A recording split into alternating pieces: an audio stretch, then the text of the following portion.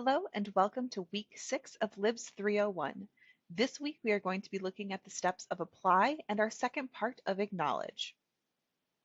This week for our to-do list, for required materials we have the week 6 instructor video, the basics of citing and referencing an APA 7th edition video, as well as a video about quoting, paraphrasing, and summarizing. For supplemental materials, we have our APA 7th edition, the Basics of APA in-text citations video, as well as an article about multiple authors and missing information. We also have 2 assignments due for this week, which is the in-text citations quiz, as well as the in-text citations post.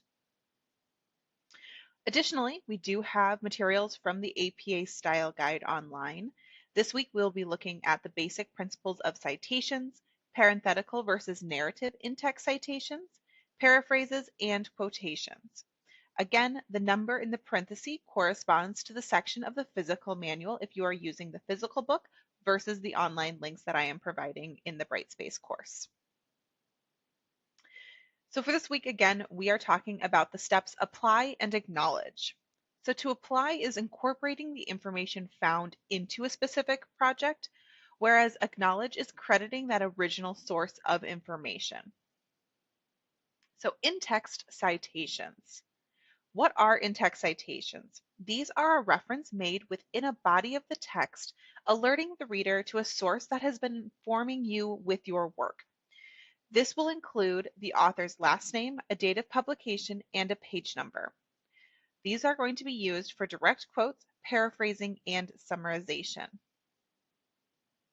So there are 2 types of in-text citations. The first is parenthetical citations. This is where the author's name and the publication date are not mentioned within the text, but instead they appear in parentheses after the information has been presented. So as we see in our example, we talk about social media users, gives the information that we have pulled from that original source, and then after the information has been presented, but before the period, we have in parentheses, Picton et al., who is our authors, a comma, then the date of 2018, we close the parentheses and then add in our period. Narrative citations is where the author's name appears within the running text and the date then immediately appears after the author's name.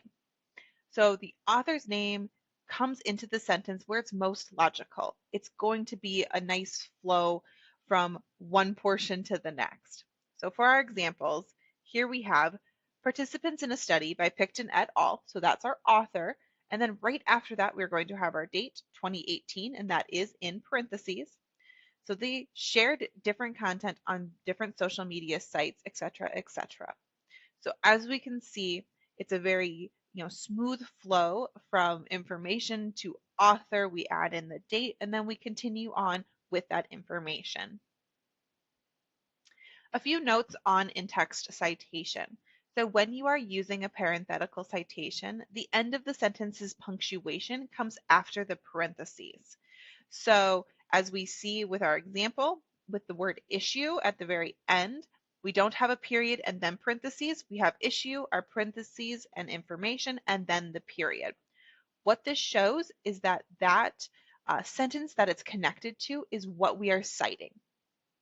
Also, when providing a direct quote, the order of punctuation is quotation marks, parentheses, and then the ending period. So again, as we can see, we have our quote, which ends in performance along another. We end our quotation. We have our parentheses of our author et al., so it's multiple authors, 2018, page 470. We close our parentheses, and then we add in that final period. So again, it is telling the reader that the citation is for the sentence before it. Also, this week we are going to start editing our materials together. So as we have been working through, we've pulled our sources, we've evaluated them, and now we're thinking about how we're putting that into our main body text for our final essay. So as you are starting to pull this information together, here's a few tips and tricks as we go through. So first, make sure you're organizing your information in a logical order to make your argument. You do want to add in a mixture of sources throughout your essay to support your argument. So try not to chunk your sources of one source, then another one, and then another one, but we never are intermixing. It's one paragraph, one source. We want to intermix. Introduce your sources, add in their information, and then tie the information in with your argument. Don't do hit and run kind of information dumps. So you want to talk about kind of the topic that this source is going to be discussing, add in the information from the source, and then again, tie that information from the source with your own arguments and your own thoughts. Also, make sure you're using a combination of direct quotes, paraphrases, and summarization, along with both parenthetical and narrative in-text citations. When I am grading and evaluating your final essay, this is one of the things I am looking for. I want to see a variety of different types of sources, a variety of ways you are incorporating those sources, and how you're introducing them. You don't want to have a very repetitive way of always saying, this article by this author said this thing. If you keep having that repetitive, it really kind of bogs down your writing, and you can really elevate that by mixing and matching different ways of introducing your sources, introducing the authors, and introducing that information. So for materials to look through for this week, for required materials, we have our week 6 instructor video, the basics of citing and referencing video, our quoting and paraphrasing, as well as summarizing video as well. So those 3 videos. For supplemental materials, we do have a video on the basics of APA in-text citations, as well as an article that looks at multiple authors as well as missing information. From the style guide, we have our basic principles of citations, parenthetical versus narrative in-text citations, paraphrases, and quotations. Again, if you are using the online, those will be linked. If you are using the physical manual, you can reference these sections as are provided in the parentheses. For our assignments due this week, first we have our in-text citations quiz. This is due on Thursday.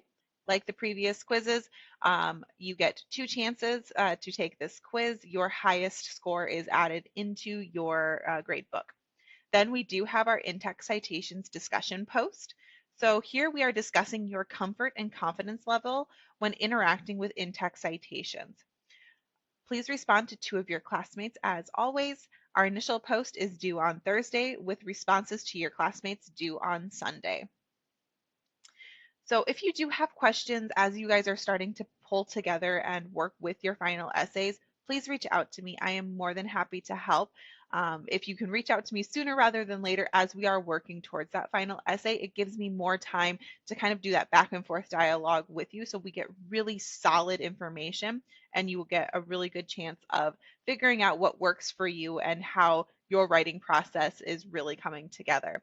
So again, reach out to me via email or one-on-one meetings, and I look forward to seeing how you guys are feeling about in-text citations. Have a great week.